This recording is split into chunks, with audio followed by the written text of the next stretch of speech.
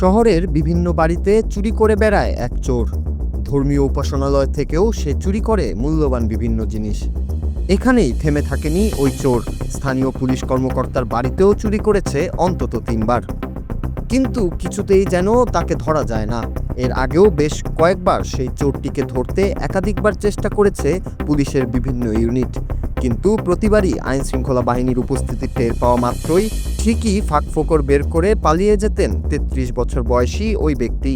তাই এবার তাকে ধরতে অভিনব পদ্ধতিতে জাল বিছালো পুলিশ।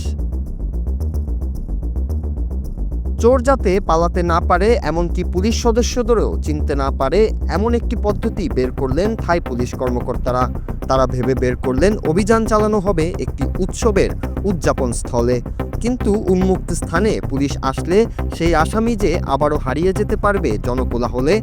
তাই ছদ্মবেশ ধরলেন কয়েকজন পুলিশ অফিসার। ঐতিহ্যবাহী ড্রাগনের পোশাক পরে পুতুল সেজে নাচতে থাকলেন উন্মুক্ত স্থানে। আসামি সাধারণ পুতুল মনে করে কাছে আসতেই খপ করে তাকে ধরে মাটিতে ফেলে দিলেন পুলিশ সদস্যরা।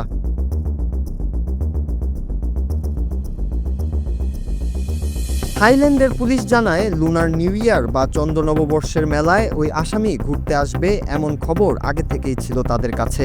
ধরাছোঁয়ার বাইরে থাকা এই চোরকে বাগে আনতে ব্যাংকক পুলিশ বিভাগ লাল ও সোনালী রঙের একটি ঐতিহ্যবাহী লায়ন ড্যান্স কস্টিউম বেছে নেয়।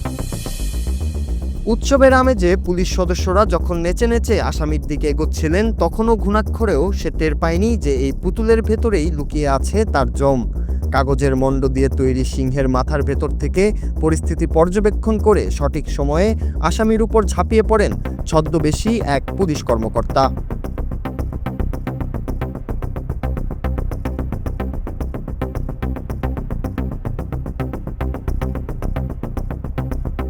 গ্রেপ্তারের পর ওই ব্যক্তি পুলিশের কাছে তার অপরাধ স্বীকার করেছে। তদন্তে জানা যায়, সে চুরির টাকা দিয়ে মূলত কেনা এবং জুয়া খেলায় মত্ত থাকত। এর আগেও তার বিরুদ্ধে ও চুরির একাধিক মামলা ছিল। ব্যাংককের স্থানীয় এক পুলিশ কমান্ডারের বাড়িতে 3বার চুরি করে প্রায় 2 মিলিয়ন বাত মূল্যের সম্পদ হাতিয়ে নেওয়ার অভিযোগে শেষ পর্যন্ত এই অভিনব অভিযানে ধরা পড়ল সে। সম্প্রতি এমনই সিনেমাটিক কায়দায় আসামি ধরার একটি ফুটেজ ঘুরে বেড়াচ্ছে সামাজিক মাধ্যমে, যা দেখে ওই চৌকস পুলিশ সদস্যর প্রশংসায় ভাসিয়ে দিচ্ছেন নেটিজেনরা।